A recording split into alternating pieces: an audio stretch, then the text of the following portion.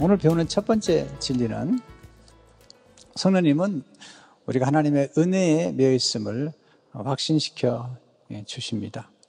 12절을 보시면 그러면 형제들아 우리가 빚진 자로 돼 육신에게 져서 육신대로 살 것이 아니니라. 자, 우리가 빚진 자라고 하는데 우리 누구에게 빚을 졌을까요? 육신에게 빚을 진 것이 아니라는 것입니다. 육신대로 살 것이 아니라는 것입니다. 우리가 누구에게 빚을 졌을까요? 우리는 한때 이 죄의 노예가 됐고 우리가 지은 죄에 대한 값 때문에 죄의 값을 지불하느라고 굉장히 힘들게 살았던 때가 있었죠. 예수 믿기 전이죠.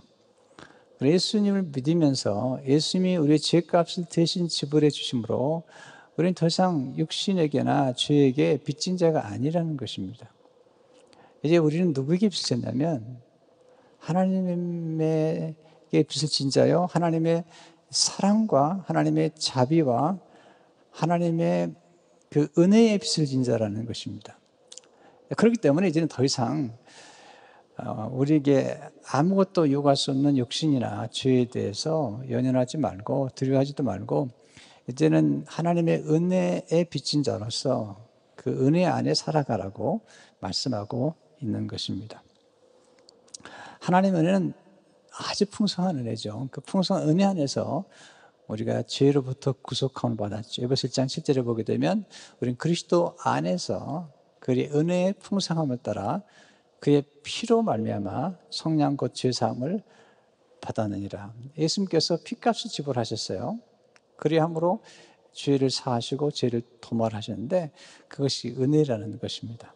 그러므로 우리는 더 이상 죄 아래 있는 자가 아니요 은혜 아래 있는 자가 되었다는 사실을 강조하면서 바울은 성령님을 통해서 우리가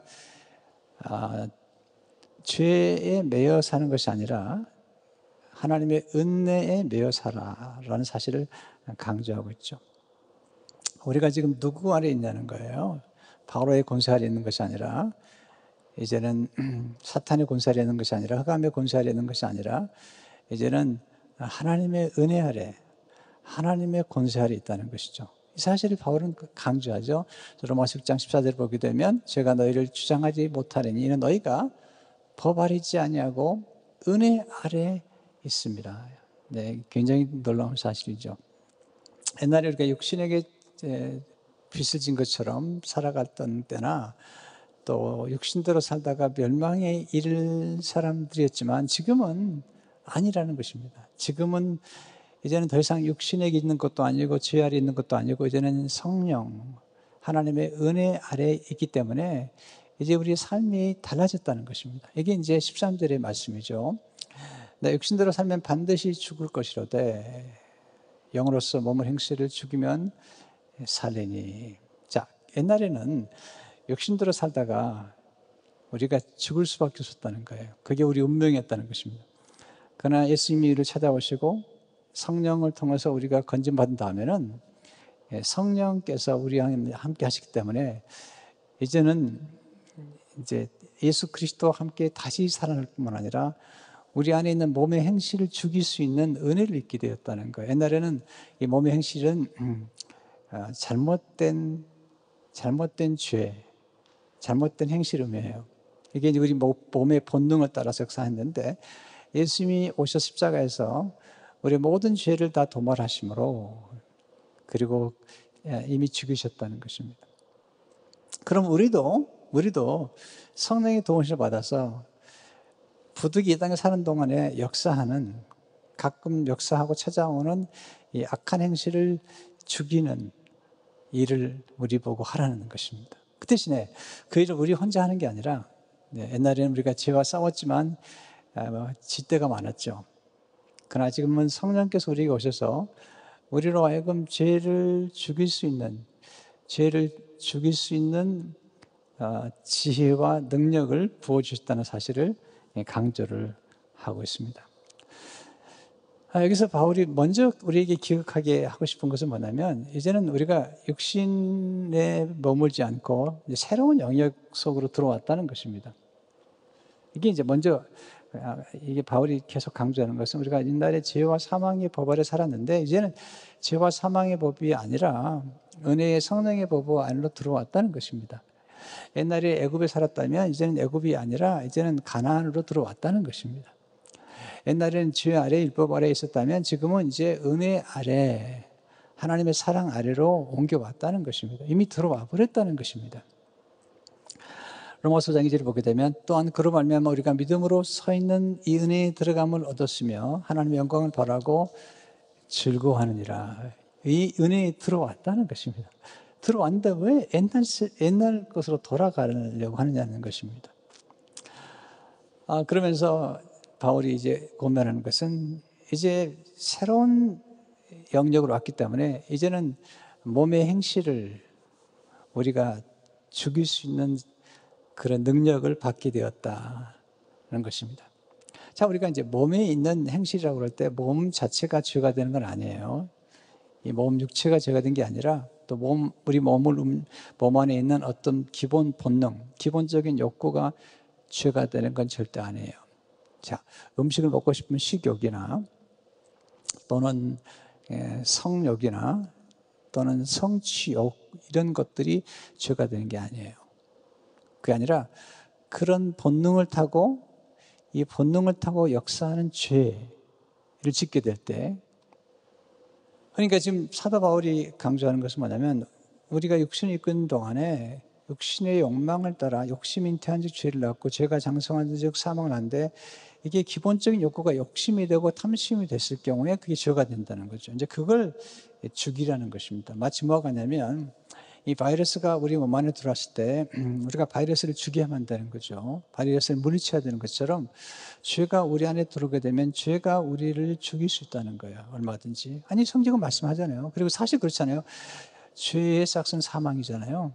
그러니까 죄를 죽이지 않으면 죄가 우리를 죽이는 거예요. 처음에는 잘 못 느끼지만 궁극적으로는 인간을 파멸로 몰아가는 게 죄이기 때문에 주님 오셔서 죄를 죽이신 거죠. 십자가에서. 똑같아요. 성령께서 우리에게 역사하셔서 우리에게 오게 되면 우리로 하여금 좋은 열매, 나쁜 행실은 죽이고 좋은 열매를 맺도록 자꾸 도와주시죠. 도와주시면서 그 열매를 맺으면 우리 거라는 거예요. 네. 네, 성령의 열매인데 분명히 그 성령의 열매를 누리는 게 우리죠. 사랑과 희락과 화평과 오래 참음과 자비양성과 충성과 절제와 같은 이런 아주 풍성한 우리 삶을 만드는 열매들을 우리가 누리도록 도와주시는데 우리를 도와주시고도 이렇게 말씀하신 거예요. 너 정말 잘했구나. 이렇게 하시는 거죠. 예수님께서 아버지의 일을 이루실 때 혼자 이루신 게 아니잖아요. 성령을 부어주시고 또 십자가를 감당할 수 있도록 말씀의 능력을 함께 해주시고 이런 모든 것들은 이제 하나님 아버지와 성령께서 사실은 죄송합니다. 합심해서 도와주신 것과 같은 것입니다. 바울이 지금 강조하는 건 뭐냐면 이제 더 이상 마귀에 매이지 말라는 겁니다. 아니 매일 필요도 없다는 겁니다. 아니 매일 수도 없다는 겁니다. 왜냐하면 예수를 믿으면서 하나님의 사랑에 매여 되었기 때문에 은혜 아래 매여 있기 때문에 하나님의 사랑의 끈이 꽉 우리를 메고 있기 때문에 이제 우리가 놓으려고 해도 놓을 수도 없을 만큼 이 좋으신 하나님이 하나님의 사랑의 끈을 우리를 꽉 묶고 우리를 가기 때문에 바울이 말하는 것이죠. 걱정하지 말라는 겁니다. 그래서 로마서 8장 35절에 보면 누가 우리를 그리스도의 사랑에서 끊으리요? 이 사랑의 끈에서 끊을 자가 없는 거죠. 환난이나 공고나 박해나 기근이나 적신이나 위험이나 칼이라 끊을 자가 없이 우리를 축복하신다는 것을 강조하고 있습니다. 두 번째 성령님은 우리를 인도해 주심으로 하나님의 자녀됨을 확증시켜 주시는 것입니다. 인간은 누구의 인도를 받냐가 중요한데 우리가 예수 믿기 전에는 세상의 인도와 죄와 욕심과 마귀의 인도를 받았잖아요. 결과는 뭐죠? 비참한 거죠. 네. 아주 비참한 겁니다. 결국은 파멸인 것입니다. 그런데 예수 믿은 다음에 성령께서 오셔서 우리를 인도해 주시는 거죠. 로마서 8장 14절을 보면 무릇 하나님의 영으로 인도함을 받는 사람은 곧 하나님의 아들이라 하나님의 딸이라. 자, 이제는 종이 아니라는 겁니다. 성령께서 오셔서 거듭나게 하심으로 우리는 하나님의 자녀가 되었고 그러므로 하나님의 성령께서 우리를 인도해 주신다는 것입니다. 이거는 뭐냐면 하나님 아버지, 우리가 하나님의 자녀가 되었고 하나님 아버지가 우리 아버지라는 것입니다. 자, 우리가 세상에 살면서 정말 행복하게 살려면 아버지가 둘이어야 됩니다. 첫째 아버지는 육신의 아버지고요. 둘째 아버지는 하나님 아버지. 근데 많은 사람들이 이 하나님 아버지를 만나지 못해서 인생이 비참한 거죠. 예수를 믿고 거듭나게 되면 우리는 하나님의 아버지의 자녀가 되기 때문에 하나님 아버지가 우리 생애를 인도해 주시는 거죠. 여러분, 좋은 아버지 특징이 뭐죠? 자녀를 잘 인도하는 거죠. 자녀에 대한 계획을 가지고 자녀를 잘 인도하면서 자녀를 유익한 길로, 잘 되는 길로 인도하는 거죠. 이번에 제가 이 말씀 준비하면서 제가 받았던 말씀 몇 가지만 나누면, 하나님은 선한 목자처럼 우리를 인도해 주시는 거예요. 선한 목자처럼. 시편 23편 23절을 보니까 그가 나를 푸른 풀밭에 누이시며 쉴 만한 물가로 인도하신도다. 내 영혼을 소생시키시고 자기를 의의 길로 인도하신도다. 참 너무 좋은 말씀이죠. 또한 하나님은 항상 우리를 인도해 주세요. 항상 인도해 주세요. 이사야 58장 11절을 보면 이 말씀 제가 참 좋아하는데, 여호와가 너를 항상 인도하여 메마른 곳에서도 내 영혼을 만족하게 하며 내 뼈를 견고하게 하리니 너는 물된 동산 같겠고 물이 끊어지지 아니하는 샘 같을 것이라. 정말 좋은 말씀이죠. 또한 하나님은 우리를 마땅히 행할 길로 인도해 주시는 거예요. 이사야 48장 17절을 보니까 너의 구속자시요 이스라엘의 거룩하신 이신 여호와께서 이르시되 나는 내게, 보세요, 이 말씀 중요한 말씀, 유익하도록 가르치고 너를 마땅히 행할 길로 인도하는 내 하나님 여호와라. 여러분, 정말 훌륭한 부모라면요, 자녀가 유익하도록 가르칠 거예요. 마땅히 행할 길로, 정로로 인도하는 것입니다. 하나님, 우리가 또한 가야 할 길을 지도해 주세요. 잠언 3장 5절을 보면 너는 마음을 다해 여호와를 신뢰하고 내 명치를 지하지 말라. 너는 범사에 그를 인정하라. 그리하면 내 길을 지도하시라. 그냥 지도하는 게 아닙니다. 최고 좋은 길로 인도하겠다는 거예요. 베스트 웨이로. 그러니까 우리가 하나님을 신뢰하고 우리의 명철을 의지 않는다면 하나님의 최고의 길로 인도하시는 겁니다. 또 하나 제가 가슴에 깊이 받은 말씀이 있어요. 하나님은 장래의 은혜 가운데로 인도해 주신다는 겁니다. 시편 48편 14절을 보게 되면 이 하나님은 영원히 우리 하나님이시니까 우리를 죽을 때까지 인도하시려다. 네, 이걸 믿으셔야 됩니다. 장차 우리가 지금 어떤 은혜를 누린다면 그 은혜뿐만 아니라 우리가 과거에 했던 은혜를 따면 앞으로도 더 놀라운 은혜를 주실 거라는 사실을 믿는 게 필요하잖아요. 시편 13편 24절 보면 내가 항상 주와 함께하니 주께서 내 오른손을 붙드셨나이다. 주의 교훈으로 나를 인도하시고, 네, 교훈으로 인도하셨어요. 그리고 후에는 영광으로 나를 영접하시니, 이게 장래 베푸시는 거죠. 우리는 앞으로 나이가 들면 얼마나 힘들까 이렇게 자꾸 생각하는데 그렇게 생각하지 말라는 겁니다. 네, 결국 궁극적으로 하나님 우리를 영광으로 인도하실 뿐만 아니라 맨 마지막에 우리가 천국에 갈 때는 천국에 하나님께서 우리를 영광으로 영접하시기 때문에 우리가 장래 받을 은혜가 확실하다는 것이죠. 왜? 성령께서 우리를 인도하시기 때문에. 그렇죠. 성령이 인도하실 때 어떻게 인도하실까요? 우리를 진리로 인도하시죠. 진리로. 네. 요한복음 16장 13절 보니까 그러나 진리의 성령이 오시면 그가 너희를 모든 진리 가운데로 인도하시리니 그가 스스로 말하지 않고 오직 들은 것을 말하며 장래의 일을 너에게 알리시리라. 그러니까 성령 인도를 받게 되면 진리 가운데서 장차 일까지도 어느 정도 예측하고 준비할 수 있는 그런 놀라운 축복을 누리게 되는 것입니다. 세 번째, 하나님 양자의 영을 통해 하나님의 자녀됨을 확신시켜 주시는 것입니다. 성령님은 우리로 하여금 하나님의 자녀됨을 확신시켜 주시죠. 제가 로마서 8장을 오래전에 한번 그 말씀을 전한 적이 있는데요. 이 로마서 8장은 성경의 보석이라고 얘기하는 성경학자들이 많아요. 근데 로마서 8장의 성경의 보석이라면, 로마서 8장의 보석 중에 보석이라면 로마서 8장 15절이라는 거죠. 네, 너희는 다시 무서워하는 종의 영을 받지 아니하고 양자 영을 받았으므로 우리가 아빠 아버지라고 부르짖니라. 여기서 먼저 이해할 게 있어요. 내가 아는 너희는 다시 무서워하는 종의 영을 받지 아니하고, 이 말은 뭐냐면 우리가 옛날에는 무서워하는 종의 영을 받았다는 거예요. 옛날에는. 옛날에는 무수하는 종의 영 안에서 살았다는 겁니다. 곧 옛날에는 우리가 종이었다는 것입니다. 옛날에는 우리를 무섭게 만드는 게 있었는데 그게 율법이었습니다. 또 율법을 따라 역사하는 죄, 율법을 따라 역사하는 사망이 우리를 무섭게 만들었습니다. 자, 이걸 기억하라는 것입니다. 바울은 항상 지나간 우리의 옛 삶을 약간 상기시켜주고 거리로 돌아가지 말라는 겁니다.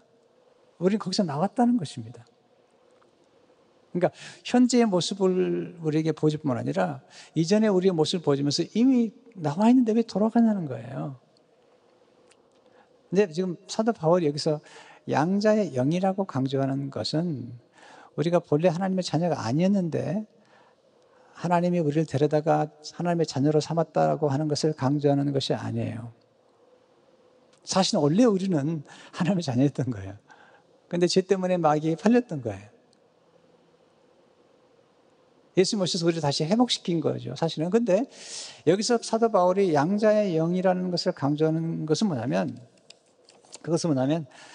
양자가 누리게 되는 특권이 얼마나 놀라운가를 설명하기 위해서 이 양자의 영이라는 말을 쓰고 있는 거예요. 왜냐하면 똑같은 표현인데 갈라디아에 있어서는 갈라디아 말씀에 보면 양자의 영이라고 하지 않아요.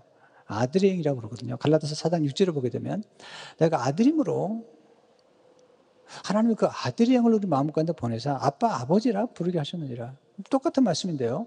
갈라디아서는 아들의 영이라고 말하고 있어요. 자녀의 영이라는 거죠. 그런데 로마서에서는 왜 양자의 영이라고 그럴까? 그것은 이제 로마 문화에 대한 문화를 타고 바울이 지금 로마 사람들에게 복음을 증거하기 때문이에요. 양자라는 말은 로마 사람들은 그냥 이해가 되는 거죠. 왜냐하면 그 당시에 로마 사람들, 로마 시민권자를 많지 않았고요. 굉장히 많은 노예가 많았습니다.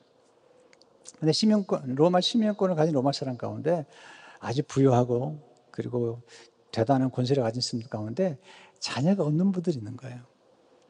그러면 자녀가 없는 분들이 이 노예 가운데 한 사람을 선택해서 자기 양자로 삼는 것입니다. 그러니까 자기 집안에 있는 노예일 수도 있고 아니면 집 밖에 있는 노예일 수도 있습니다.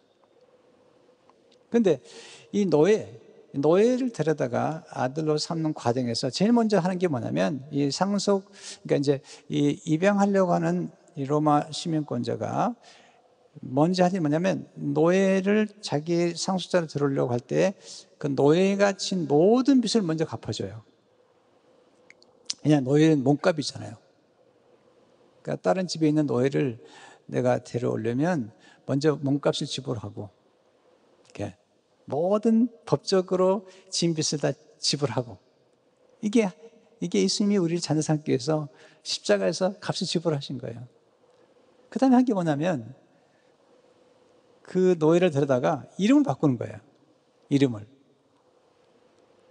그러니까 새로 된 아버지의 이름을 따라서 이름을 바꾸는 거죠. 우리도 마찬가지로 예수 믿고 나서 우리는 그리스도인이라고 하는 이름을 받게 된 거죠. 누구나 크리스찬이라는 거죠. 우리 이름이 있긴 하지만 우리 모두는 크리스찬이요. 네, 예수님의 신부가 됐죠. 또 하나는 뭐냐면 일단 입양을 해와서 데려오게 되면 그가 상속자가 되는 겁니다. 상속자가. 놀라운 거죠. 네. 이 놀라운 축복이잖아요. 이 모든 과정 자체가. 그러면 이렇게 입양을 받은 이 사람은 놀라운 특권을 누리게 뿐만 아니라 딱 한 가지 의무만 지게 되는데 자기를 입양해 준 아버지에게 아버지를 사랑하고 공경하는 그 아버지를 기쁘게 하는 그 의무만 지게 되는 거죠.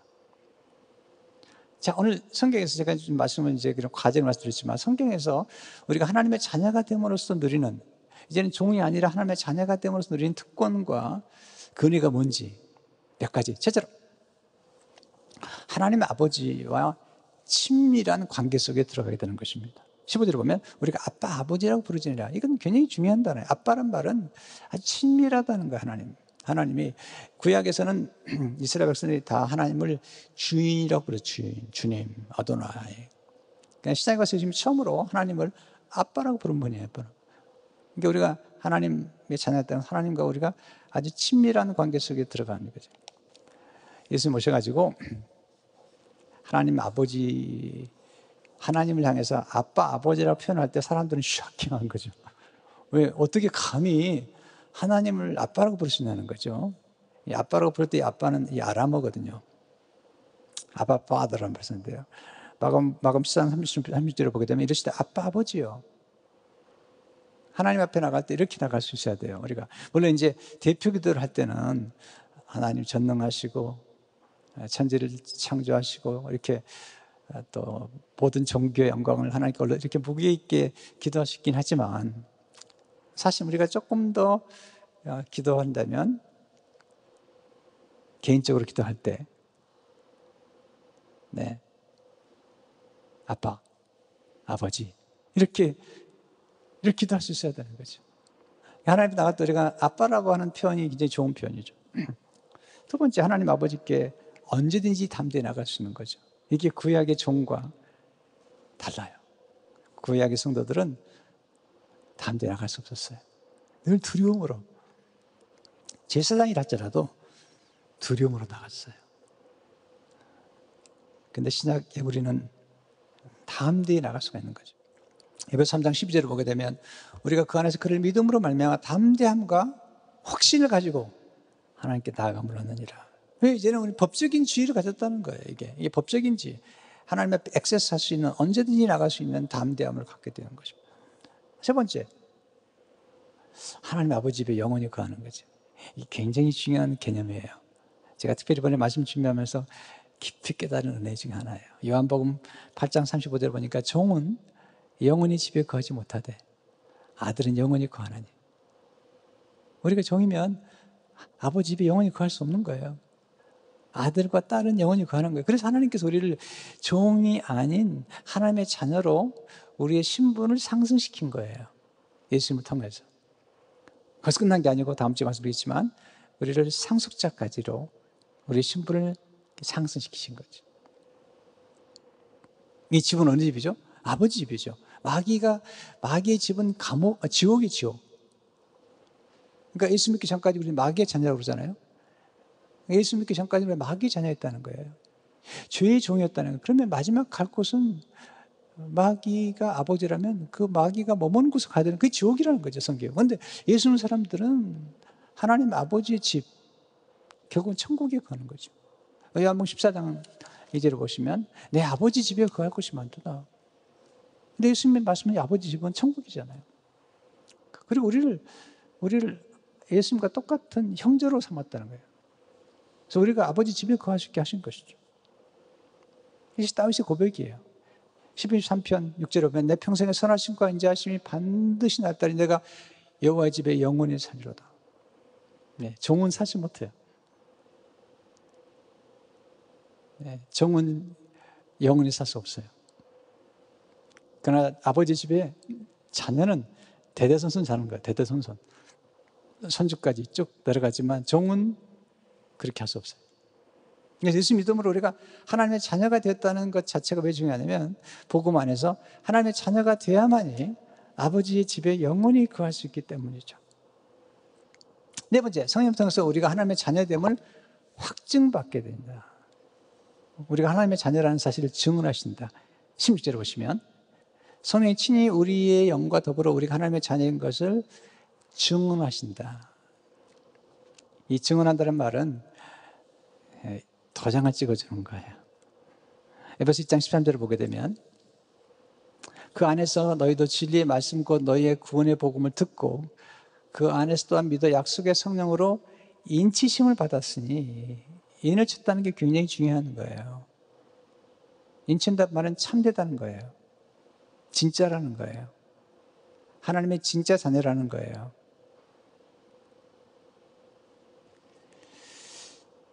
이게 이제 우리 예수 믿고 나서 세례를 받는 경험을 하는 게 이제 세례가 인치심의 과정이고 또 성령 세례가 인치심의 과정이에요. 성령 세례. 세례와 성령 세례는 인치심의 과정이에요. 예수님께서 하나님의 아들이시잖아요. 이 땅에 오시기 전부터 하나님 아들이시잖아요. 근데 이 땅에 오셔서 하나님의 아들로 하나님의 인을 쳐주세요. 사람도 보는 데서. 이게 요한복음 6장 27절의 말씀이죠. 인자는 아버지 하나님께서 인치신 자 아니라, 아니 인치 필요도 없어요. 하나님의 아들이신데. 그럼 왜 인치시는가?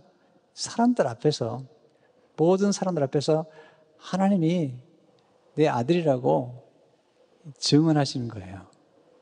그래서 예수님께서 세례를 받으실 때 인치심을 받는 거예요. 세례를 받으실 때 두 가지 면에서 인치를 받는데, 성령이 임하시고 하늘에서 음성이 들리시는데, 이는 내 사랑하는 아들이요 내 기뻐하는 자라고 하는 것을 통해서 인을 쳐주는 거죠.